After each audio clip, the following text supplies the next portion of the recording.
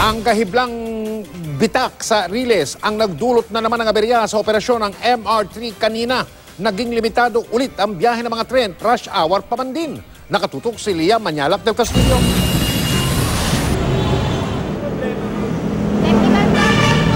Nakakainis lang kasi kahit agahan mo yung pagpasok mo, wala pa rin. Ang haba pa rin ng pila, parang wala naman silang ginagawa.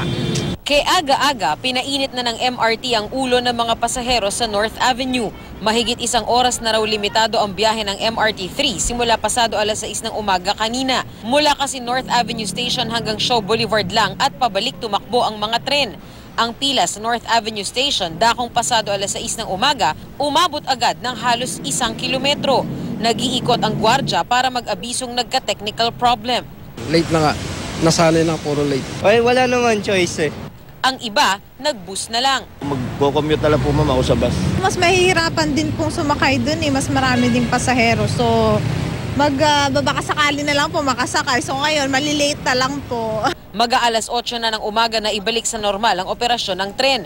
Paliwanag ni DOTC Secretary June Abaya, may na-detect silang gahiblang bitak sa Riles sa pagitan ng Magallanes at Taft Avenue, kaya't may nabuti nilang limitahan ang operasyon. Sabi ni MRT3 General Manager Roman Buenafe, niremedyohan lang daw muna ang sirang Riles sa paglalagay ng fish plate at C-clamp. Binagalan din ang takbo ng tren sa bahagi ng Magallanes at Taft sa 15 kilometers per hour upang matiyak ang kaligtasan ng mga pasahero. Mamayang gabi raw pagsarado ng operasyon ng MRT na nila aayusin ang sira sa Riles. Ang SOP po dyan ay titigil yung operations, yung maintenance provider ay may tinatawag silang fish clamping para kaagarang may duktong ito temporarily para mag-resume ang operation. Then yung pagpapalit ng Riles will happen sa gabi po yun kapag wala nang nag-operate. Ang panibagong aberya sa MRT nangyari 1 araw lang matapos gisahin si Abaya sa Senado dahil sa mga hindi pa rin daw nareremedyohang mga problema ng MRT.